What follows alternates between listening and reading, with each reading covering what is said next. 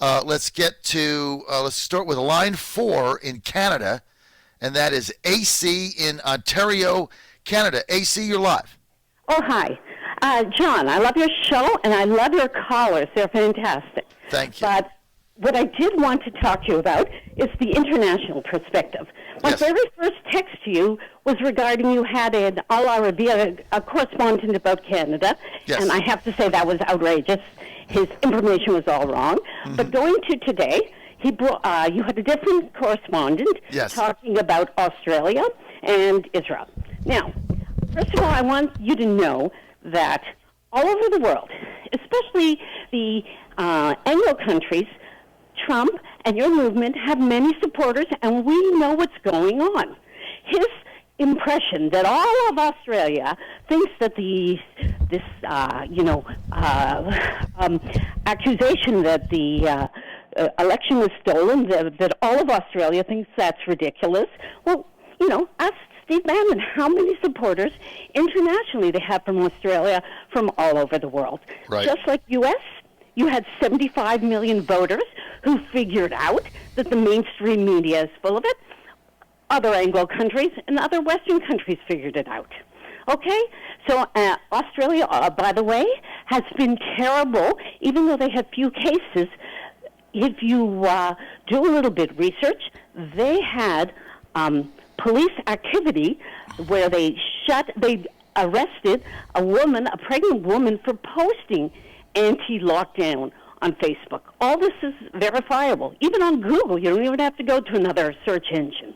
Right now, they're going into a lockdown for 3 days in Brisbane for one case, and that includes curfews, police stopping people who are out on the street. So, your Al Arabiya correspondent was way off. Well, it wasn't Al Arabiya, although I have gone on that network, but because I don't go on Al Arabiya anymore because it's just boring, because I have to fight with nitwit liberals from around the globe, and it's and it's in Arabic, so it's really hard on me. I don't get all the words right, so I never do that again. I've done it for a while. I'm done with that. But he's from inside Arabia. But look, Can I tell you first about the Israel story?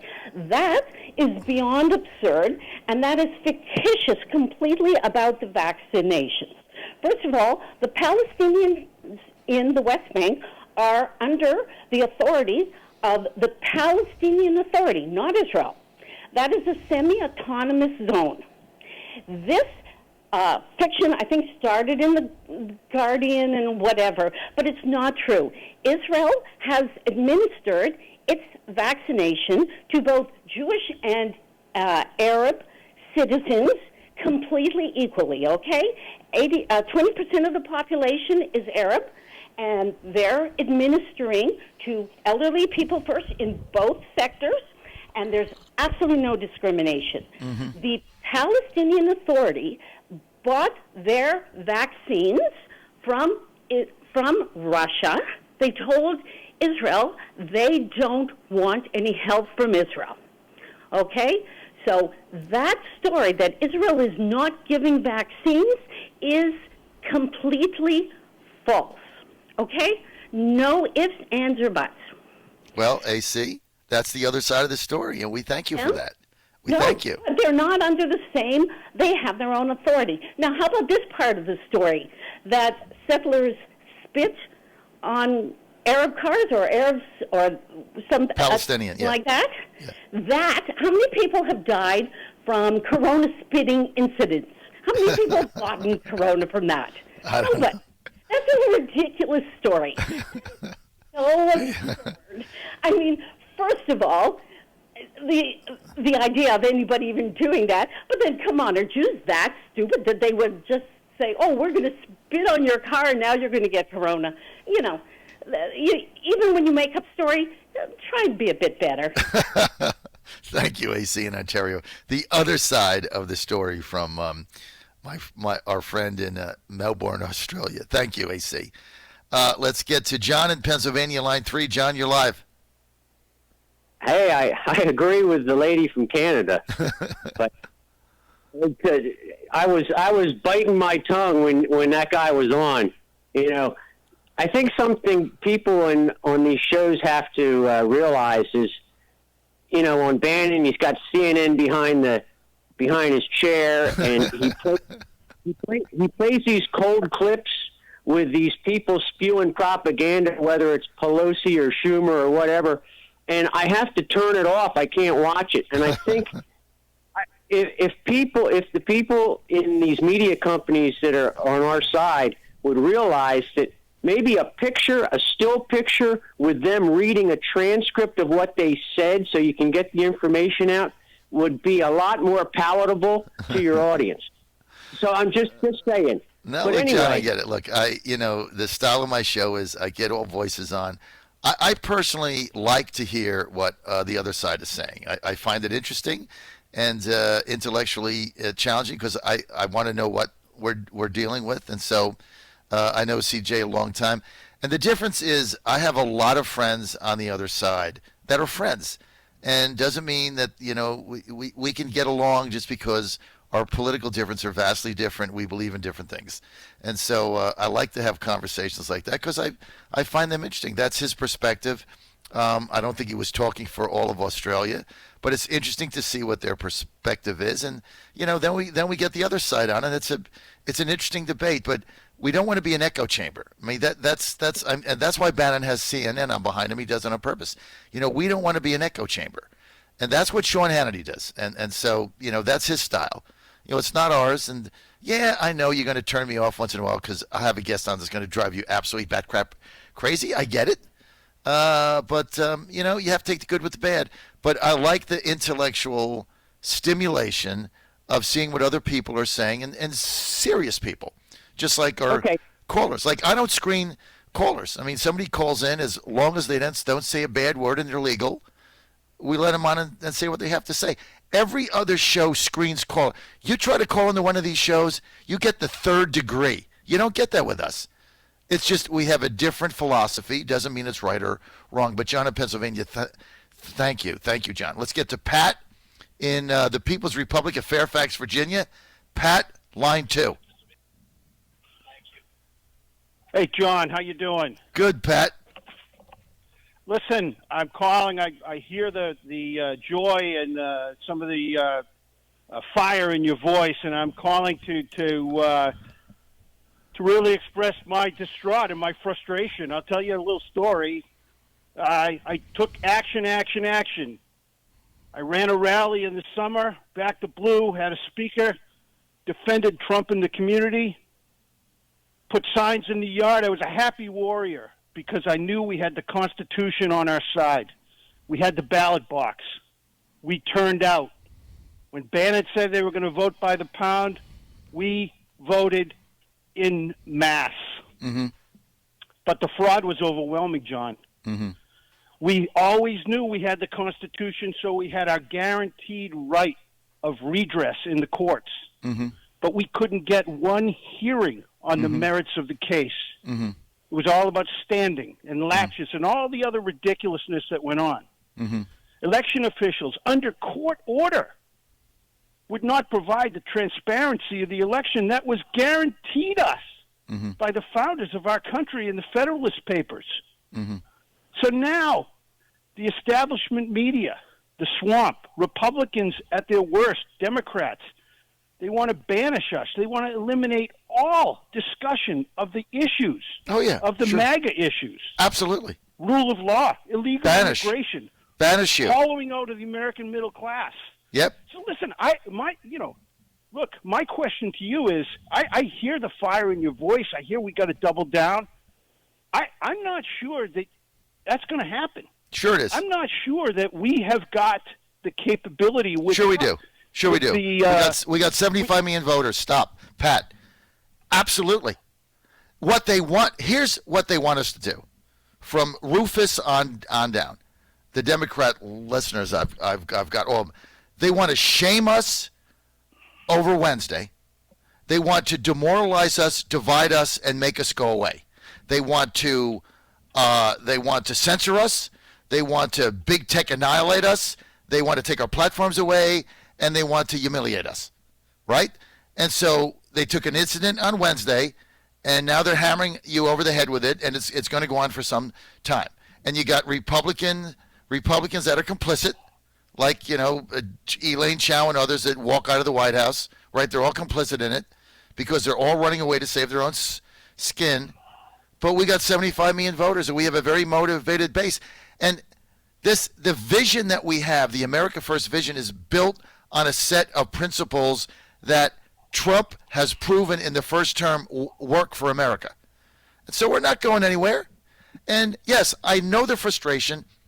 A lot of people text me and says, that judge on Friday is going to scrap the case. Maybe he will, but maybe he won't.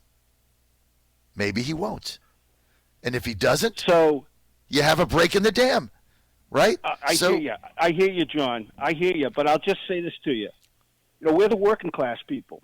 I can't lose my job. Right. Right? I got to, these people are now talking about banishing you from airline flights.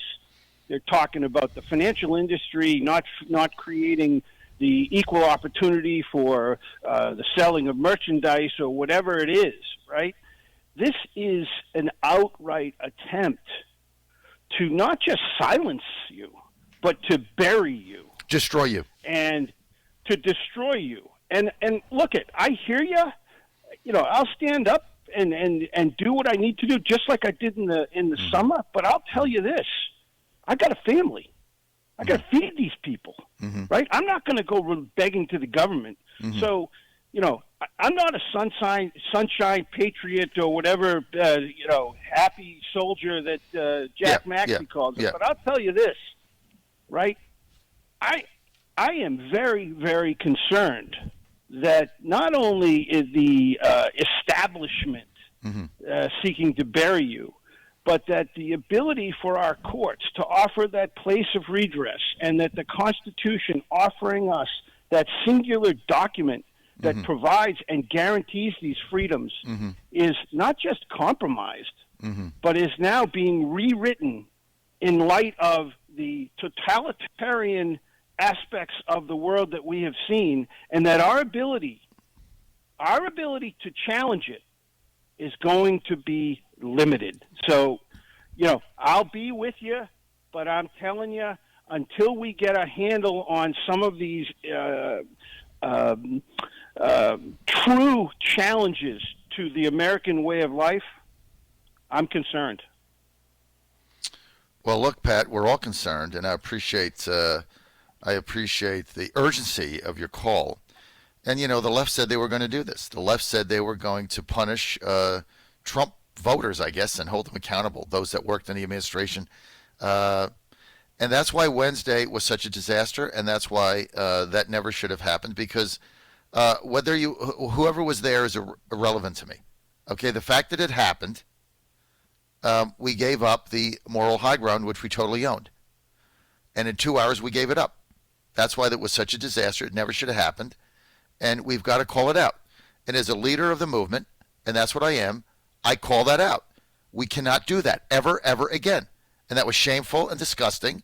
And I don't care who was agitating it or whatever, right? We should have stood back and chanted and done what we do, because we gave up the moral high ground, and now we're going to have to pay the short term. We're going to have to deal with this. Absolutely. But, the thing is, I didn't even bring it up, because it's the age-old question of when did you stop beating your wife, right? Exactly. You cannot even bring it up, because the fact that you bring it up, you've now ceded the position that you've taken. And again, the MAGA issues are real. Yes. The hollowing out of America in the middle class, yes. The inbound drugs that are coming, right? All those issues are real. Here's what the left wants. They want you to run away and hide. They want you to run away and hide. And so we're not going to do that. That's why it was so important that the leaders of the movement, like me, own up to the disaster that went on Wednesday. And I got skewered for that for 2 days, and I don't really care. That's what leaders do. You want to be a follower, be a follower. You want to be a leader of a movement or one of the leaders like I am, you got to stand up and say, hey, that was despicable. We cannot do that and be a viable movement. You cannot do that. Doesn't matter who was there. Doesn't matter what other things were going on. You can't do it. And so we gave up the moral high ground, and that way, and we own that space. We owned it. That's why that was so disturbing. I mean, when that was happening, and I was in Atlanta, I remember saying to myself, "Okay, I must have fallen asleep on the couch. This has got to be a bad dream, and in 10 seconds I'm going to wake up and be whoo." Not good, right? We got 75 million voters. We're going to get past that. Doesn't matter what happened, who was there. Like E.W. Jackson nailed it. Doesn't really matter who was there. It doesn't matter. What matters is we got to move forward. We have a movement that is bigger and stronger than ever, and they're afraid of it. They know we're out there. They want to suppress you, silence you, starve you, shame you, and make you go away. That's what they want. But we're not going to do that. We're going to fight because we have a set of principles that we believe in, just like they do. They fight, we're going to fight. We got 75 million people. The Republican Party establishment that ran away in the last 2 days and went to Amelia Island to drink margaritas and pina coladas with umbrella sticks while Rome flamed, that is what we're dealing with. And if you don't think that we can take this party over by getting rid of these people, I don't know why are we here? This is no opposition. This is like playing a basketball team and you're playing a private school with 9 kids on the team, and I got a full-fledged program. You're simply going to beat them if you want to. Do not despair. Do not despair. This is not the end. This is simply the beginning. They hijacked us. They feigned support for America First. They did the whole thing. They did it all, Pat. They got your votes. They called in the booty. You gave it to them. You gave it to Lindsey Graham. They wanted it for Kelly Loeffler and David Perdue. You didn't do it. Game over. Fight. We're going to be fine. Got to fight. John Fredericks Radio Network. But let's get to the phone lines where President Trump says we have the best callers in America. Let's get to line 1. Chris in Massachusetts. Hey, Chris, you're live. Hey, Mr. Fredericks, how you doing, brother? Never better, Chris. Hey, listen, I got a couple quick points. I'll knock them down like bowling pins. Here, listen. When it comes to this audit, if this judge grants the forensic audit in Georgia of these ballots, yep, and even the other states. Now, I'm not one for what ifs, but if the receipts, as Bannon says, are brought and these are proven, not he said, she said, you got Raffensperger saying everything's good, Giuliani saying there was fraud. If it's proven 100% wrong paper, they're not folded.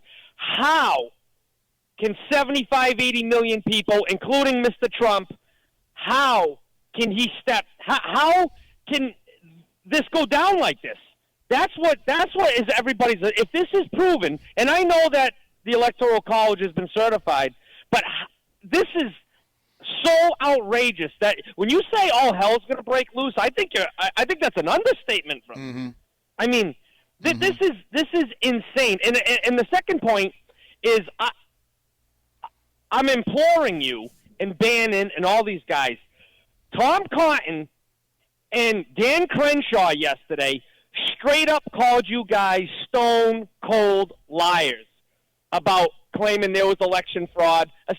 And I support these guys, but I got to tell you, there's going to be a massive shakeup in this party because even these guys coming out, I mean, nobody cares about Mitt Romney. We didn't care about him when he's a bum. Nobody cares about him but him.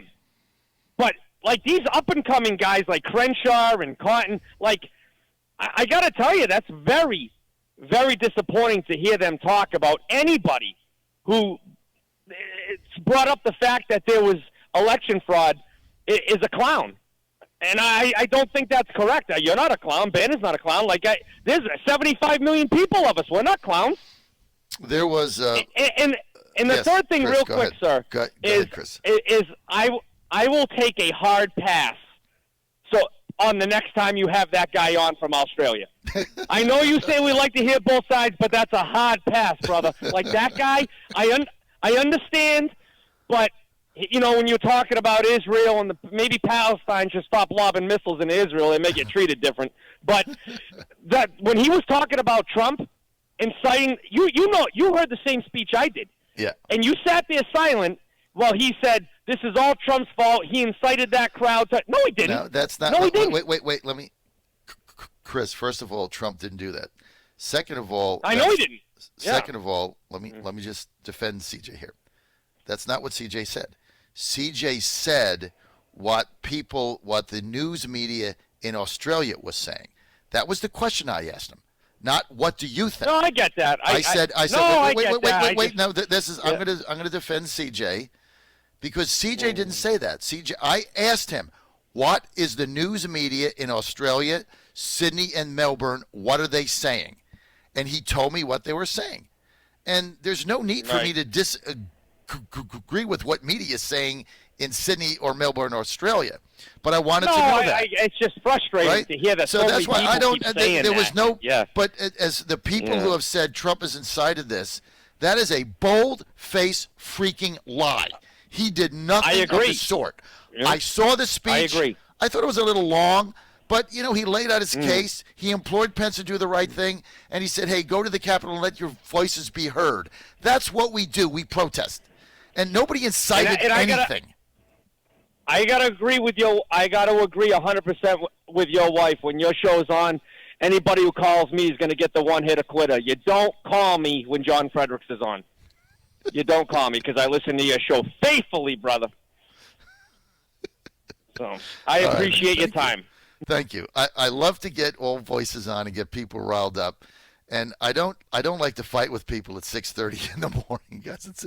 Come on, man. We do morning drive. And it's fun. It's fun to get different perspectives. We know it's nonsense, but it's fun to get it. CJ's a good guy. Let's get. Thank you. What did he say? One and quit or something? What was that, Kara, that he just said? That was pretty funny in Massachusetts. Let's get to John. This is like the John show. A lot of Johns today. Let's get to John in Boston, line 1, where the Patriots are playing golf this weekend. John, line 1, you're live. John Boy, good morning. Tom Brady's dead to me, so they don't matter at all, Jeff. John, See, I get that, John. See, I get that so much. I'm a diehard Houston Astro baseball fan, and I hate every other team and every other player. And the minute my player gets traded or goes in free agency, and we're going to lose Springer, and I love Springer. One of the reasons I love Springer is I saw him play in the minor leagues as a kid. He stutters like I do, and so he's overcome that. I love the guy, but the minute he signs a contract with another team, I hate him too. So I get it, John. Go ahead, John. Yeah, totally agree. But listen, John, I'm still sitting here trying to wrap my head around what happened at the Capitol. And as they start pointing fingers, Pelosi and Schumer. Ultimately, they're responsible for that police department down there, the Capitol Police. And, I'm trying to look back at these big rallies that Trump has had over the past month or so down in D.C. And it's funny that all of those rallies before, those huge rallies that he's had, they were always met with opposition from whoever it was, Black Lives Matter, Antifa. It always seemed like they were met with some type of opposition. People getting beat up, women being threatened with children. And it's just funny, and you have to ask some question. Why was there none of that going on the other day down there? So I think that has to be looked into. That should be a sign that whoever the opposition is out there, they definitely worked their way into that crowd somehow and started some of this violence that was going on. Mm-hmm. And it's funny that the Capitol Police. I was hearing last night they have a 2,300 man force. And a $500 billion with a B dollar budget, bigger than the city of Detroit, and also what I don't hear being spoken about, John, too. There was a supposed credible threat on Monday of a plane being flown into the Capitol on Wednesday. They just got this info on Monday, mind you, and you figured they would have all hands on deck down there for Wednesday. I mean, it just seems like that. I don't hear anybody talking about that threat. I haven't heard that, John. I don't know anything. I don't know anything about that, and I, really can't comment on what the police situation was. What I can do, to be honest with you, John, is there's never been an incident in a Trump rally ever of anything of this sort. So, I don't blame the Capitol Police for not getting all hands on deck. I mean, there was no incident, and you got to remember, John, like in Virginia last year, Lobby Day, 2A rally, guns. We had 50,000 people come to Virginia for a rally, all armed, and they all came. And Governor Northam got out the riot gear. He got out the riot police, with the masks and the shields, and he put this huge fence around the grounds, and he said that there was terrorist threats and all that, and it was the most peaceful thing you've ever seen. And at the end of the day, at 5 o'clock, the streets of Richmond were the cleanest they've been in 50 years. There was not a paper cup. There was not a straw left. Not anything. It was pristine. So there's no history of this. And so it was an unfortunate situation. We can't let it happen again. And, who else was involved? I don't know. The facts will come out. In the meantime, it was not a good thing. That's all. But to sit there and say, oh, the cops did this or the Capitol Police do a good job. And I got to say this for the police in D.C. I've lived there 4 years in the Trump administration during the week. And, I've had maybe 5 or 6 encounters with them, mainly in my car because, I'm talking on the phone, can't do that. Or, I make a right on red where there's no right on red, and I do something stupid and cross over a lane, things of that nature. I got to tell you, the D.C. police are some of the most politest, professional police organization that I've ever encountered in any city across the board. So, I don't think there was any scheme going on there. Just got out of hand. John, thank you. Titans are going to win on Sunday, and we'll see what happens. Let's get to line 2. Did I say the Titans were going to win on Sunday? Did I say that? Here's the other. I love Washington +9. I love this bet. I love Washington +9. Yes, they have a gimpy quarterback with bad legs who can't walk. But this is one of the best defenses and the best defensive lines in the NFC. And Brady can't move either. And if they put pressure on him, well, Washington's going to win this whole game, and I'm getting 9? I can't believe it. Let's get to Kathy in Ohio. Line 2, Kathy, you're live. Hi, thank you so much for taking my call. I've been trying to reach Steve Bannon. Anybody, please get a pencil or something. Got it. All right, listen, this is important because on January 6th, I watched an interview with, her name was Debbie Godzilla. She's the one who was the interviewer on AmericaCanWeTalk.org. The person that she interviewed was Maria Zack, and she is with Nations in Action, which is a government transparency organization.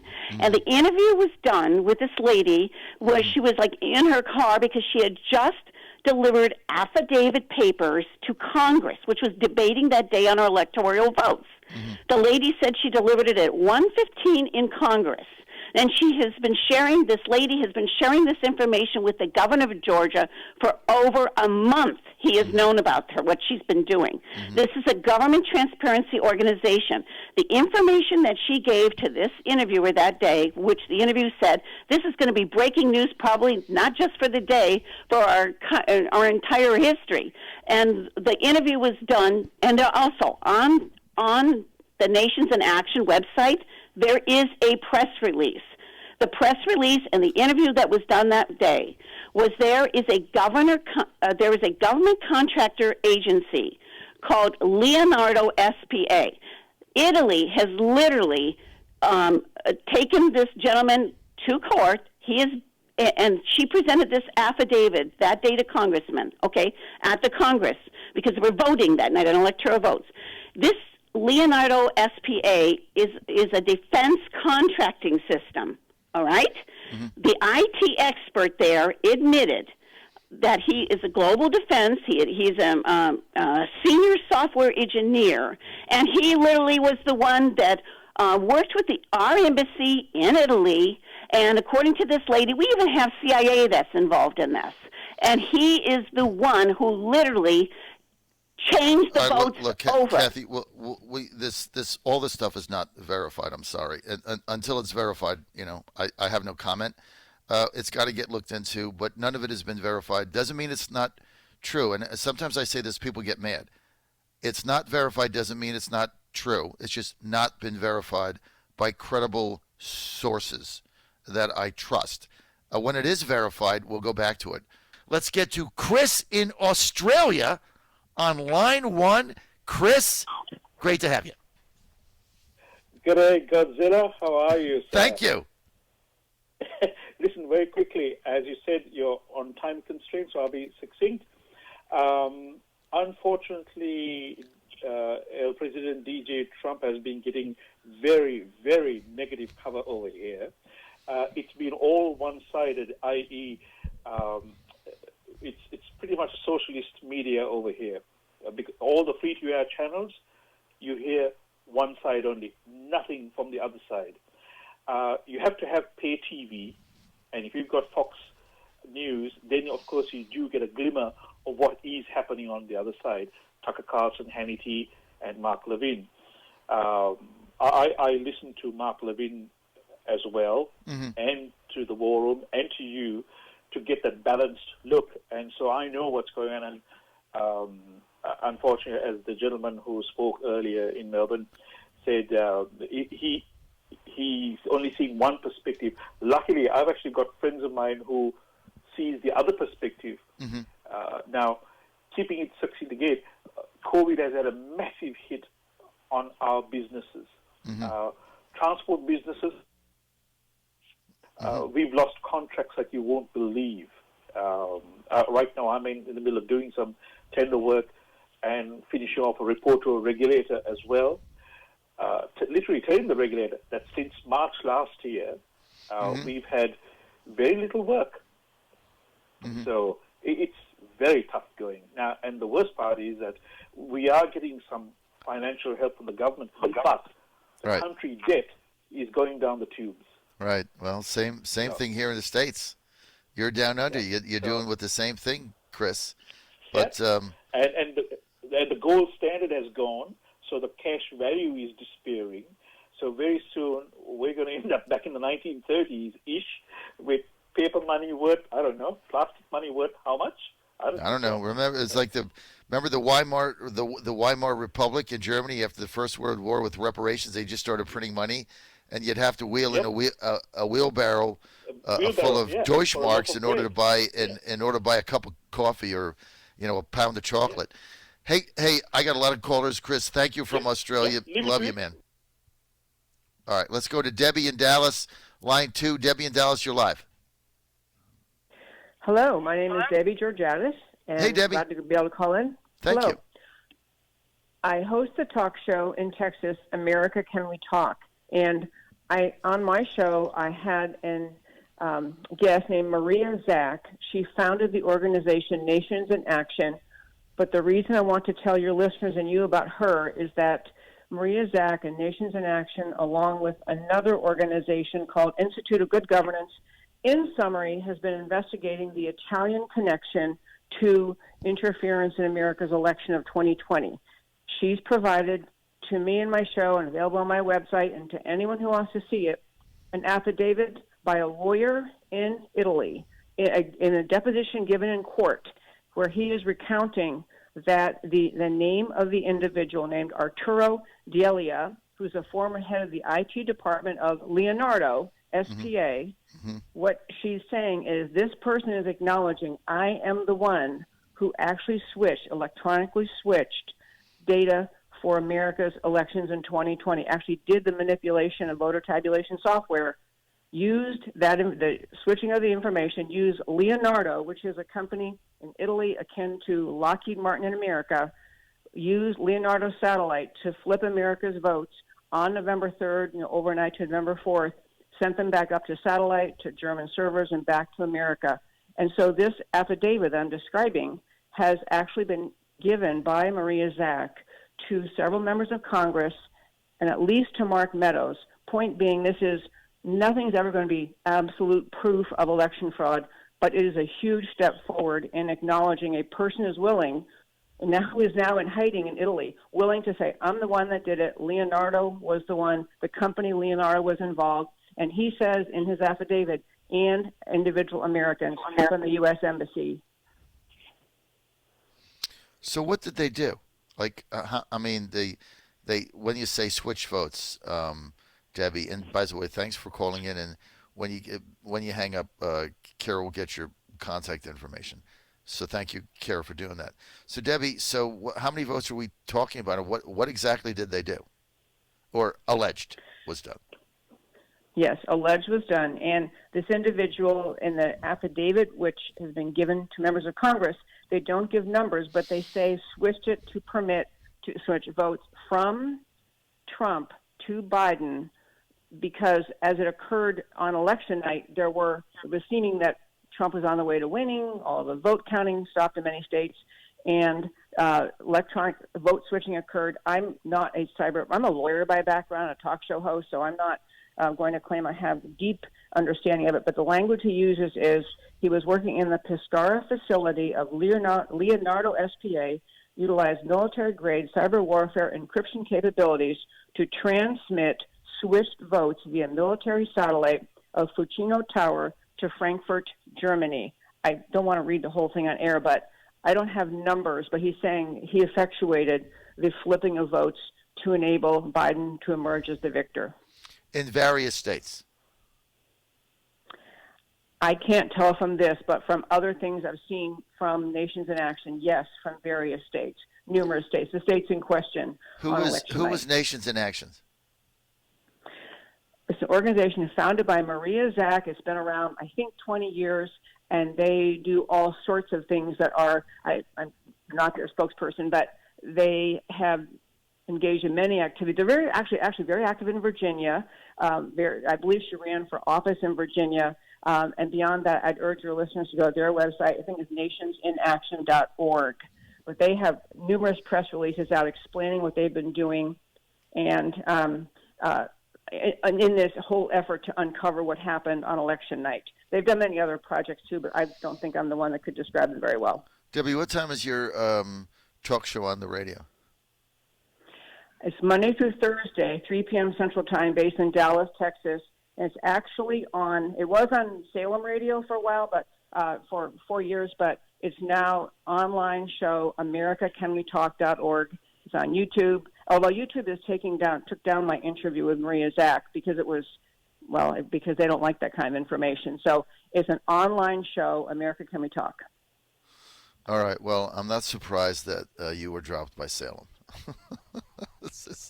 Wear that like a badge of honor, Debbie, in Dallas. All right, we'll look into it. And I had a couple of texts here from people asking me about it. If you stay on the line, Kara's going to get your contact information, and then we'll be able to I'll be able to put that out to a couple of people. Thank you, Debbie. Thank you for the call, and thank you for the info. We're going to be checking this out. Thank you so much. All right, got two more callers. Let's get to Mark in Cumming, Georgia. Mark, line 2, you're live. Hey, John, how are you? Good, Mark. How you doing, man? I'm great. Hey, question for you that really is bugging me. It seems like Rudy and everyone in the war room had always been talking about receipts, right? We've got illegal voters, underage voters, people in prison voting.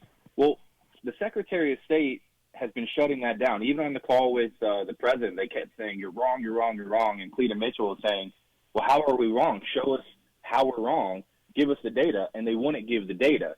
So why at that point didn't President Trump take matters in his own hands? And you know, your last call was talking about switching the votes. And, you know, we had a CIA guy in one of the Georgia testimony, ex-CIA, giving testimony that 17,000 votes in Bibb County, Georgia were switched.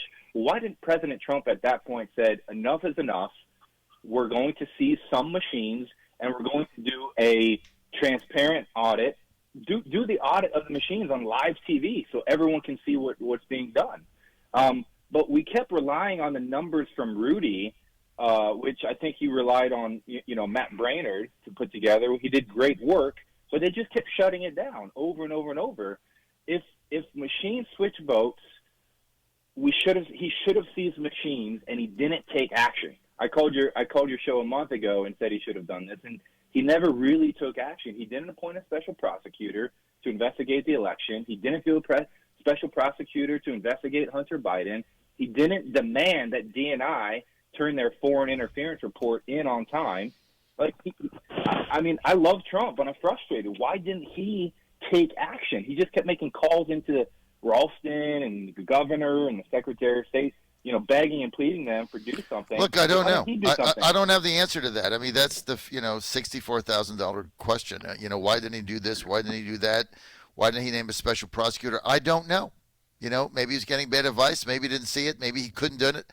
I don't know the answer to that. I don't know. But it is frustrating, and I get it. All right, I got to get to Mike Dickinson. Thank you. I appreciate that coming, Georgia. Thank you. And the answer is I don't know. But it is frustrating.